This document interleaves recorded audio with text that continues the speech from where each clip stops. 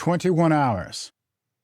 That is how long the first direct negotiations between American and Iranian officials since the Islamic Revolution of 1979 lasted.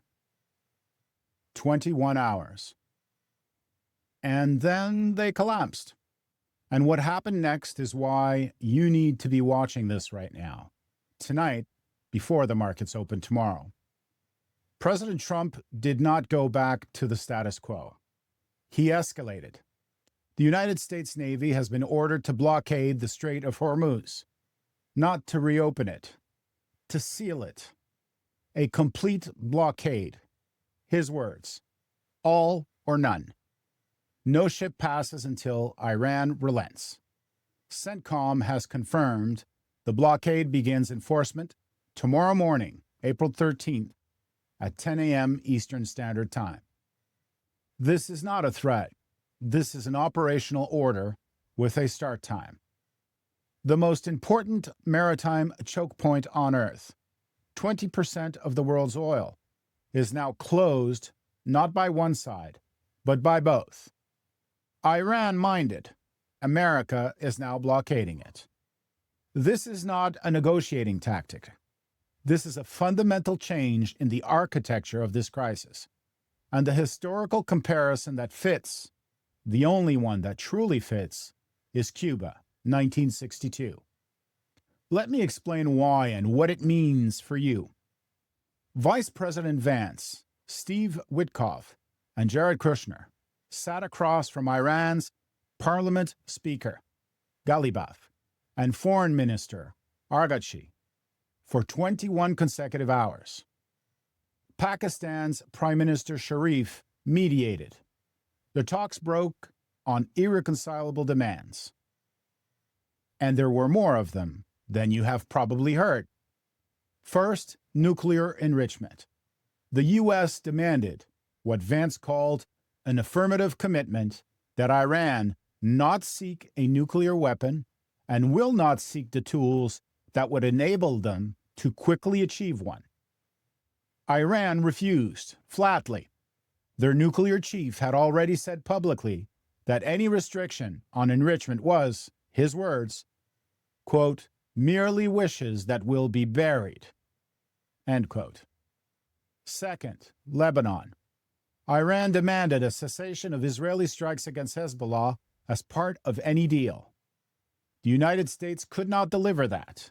Israel had already made clear, with its largest strikes in Beirut since the war began, launched during the ceasefire no less, that Lebanon was not covered. Third, and this is the one most Western media is underplaying, Iran demanded control of the Strait of Hormuz and payment for war reparations. These are not negotiating positions. These are maximalist demands designed to be rejected. Tehran came to Islamabad to perform a negotiation, not to conduct one. Vance said, and I quote, they have chosen not to accept our terms, end quote. Neither side left the door open. Both walked out. Now, what happened next? Within hours of the collapse, Trump posted, quote, effective immediately, the United States Navy, the finest in the world, will begin the process of blockading any and all ships trying to enter or leave the Strait of Hormuz, end quote. He called it all or none, no exceptions. No humanitarian corridor mentioned, no exceptions for Allied shipping. He also ordered the Navy to seek and interdict any and every vessel in international waters that has paid a toll to Iran and to destroy the mines Iran laid in the strait. So let me be precise about what this means, because precision matters here in particular. A blockade is not a patrol. Under international law, a blockade is an act of war. The United States is now asserting the right to stop, board, and potentially seize any vessel transiting one of the most critical waterways on the planet. And this is where the Cuban Missile Crisis parallel becomes structural, not rhetorical. In October 1962, President John F. Kennedy imposed a naval blockade he called a quarantine around Cuba to force the Soviet Union to withdraw its nuclear missiles. The world held its breath for 13 days. Khrushchev blinked, not because the Soviet Union lacked will, but because the naval balance in the Caribbean was overwhelming, and because Moscow calculated that the stakes did not justify the risk of nuclear war. Trump is making a comparable bet. The naval balance in the Strait of Hormuz is just as asymmetric as it was in the Caribbean in 1962. Iran does not have a blue water navy capable of testing a U.S. blockade. It has fast boats, mines, and coastal missiles that can inflict casualties, just as Castro defenses could have, but they cannot break a blockade. And here is what few people will acknowledge, but serious analysts must. The blockade is the restrained option. Trump could have resumed bombing. He could have ordered strikes on Iran's remaining infrastructure, its ports, its power grid. The Joint Chiefs almost certainly presented that option. He chose economic strangulation over kinetic escalation, just as Kennedy chose quarantine over the airstrike his generals recommended. That does not make the blockade safe. Kennedy's quarantine brought the world closer to annihilation than any other moment in human history. But it was the disciplined choice, the option that applied maximum pressure while preserving space for the other side to calculate, reconsider, and ultimately yield. The question is whether Iran's post-Khamenei leadership has the coherence to make that calculation. Let me be direct about the balance of forces, because clarity serves leaders better than false equivalence. Iran is structurally weaker than any adversary that has faced an American blockade in modern history. The supreme leader is essentially dead. The leadership structure is fragmented. The economy was on life support before the war. Inflation, unemployment, currency collapse. The nuclear program, which was their ultimate bargaining chip, has been significantly degraded by the American and Israeli strikes.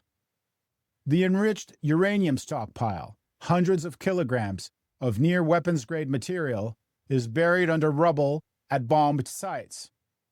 Iran's military cannot contest the U.S. Navy in the open water of the Gulf.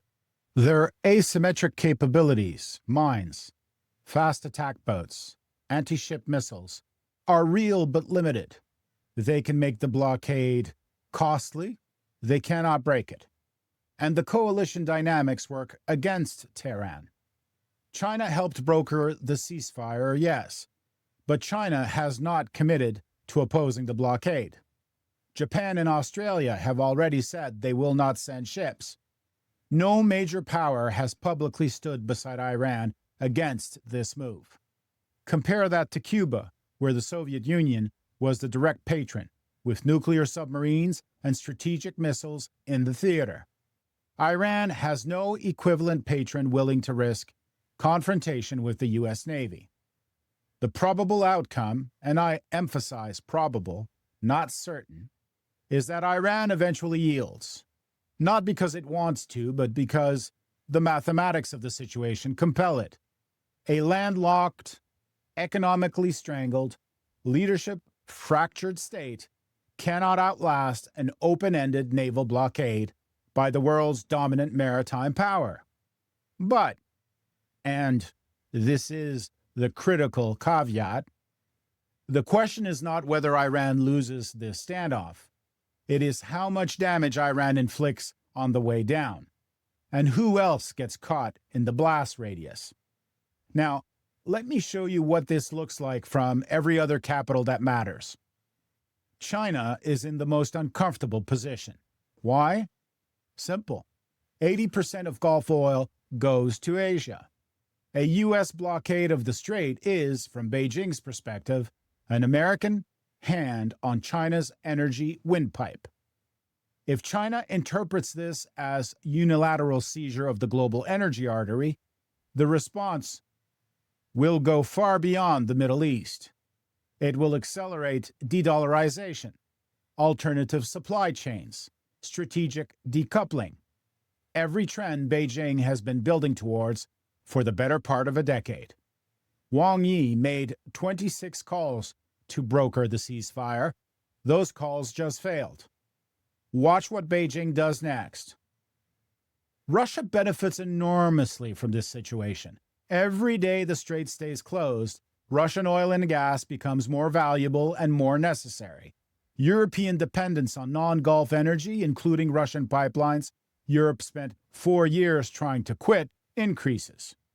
A prolonged blockade is the single best thing that could happen to Russia's economy and geopolitical position.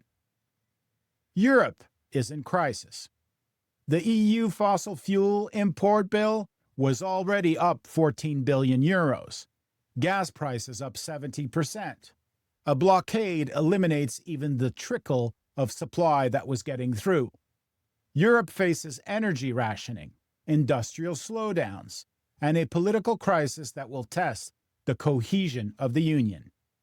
And Europe has no seat at this table whatsoever. That makes things ever more complicated. Israel views this as validation. The collapse of talks removes diplomatic pressure on Lebanon, and the blockade economically strangles their primary regional adversary.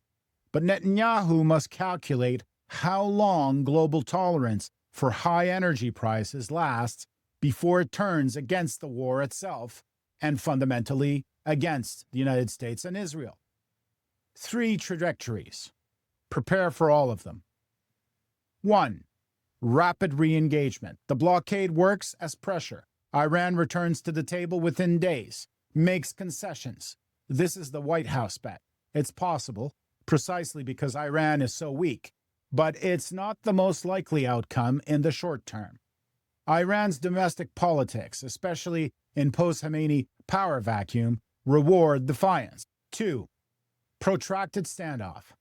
The blockade holds. Iran doesn't return. The strait stays closed for weeks, possibly months. Oil stabilizes between 120 and 140. The global economy enters a structural energy crisis. This is the most probable trajectory. 3. Escalation. Iran responds militarily, attacks on U.S. naval assets, resumed missile strikes, proxy activation in Iraq, Syria, the Gulf. The U.S. resumes bombing. Oil exceeds $150 a barrel. Global recession. This is a tail risk. It is no longer remote. Oil futures have already jumped 7% tonight as of this posting. That is the opening move. If the blockade is enforced, $120 within the week is the baseline, not the upside scenario. Let me leave you with this. The window that opened with the ceasefire 5 days ago is now closed.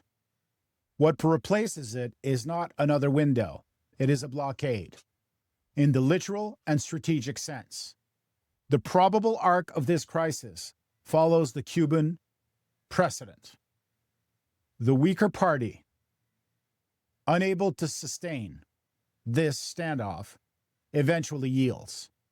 But the path between the start of a blockade and its resolution runs through the most dangerous terrain geopolitics can offer. At 10 o'clock tomorrow morning Eastern, CENTCOM begins enforcement. Monday morning will not be the resolution. It will be the beginning of the reckoning. Every decision maker watching this should be asking essentially 3 questions tonight. What is my direct exposure to a Strait of Hormuz closed for 60 to 90 days? What is my indirect exposure through supply chains, customers, and financial counterparties? And what is my plan if the answer to both questions is worse than I thought? The era of assuming that 20% of the world's oil flows freely through a narrow strait ended on February 28th. Today, it was buried. Prepare accordingly.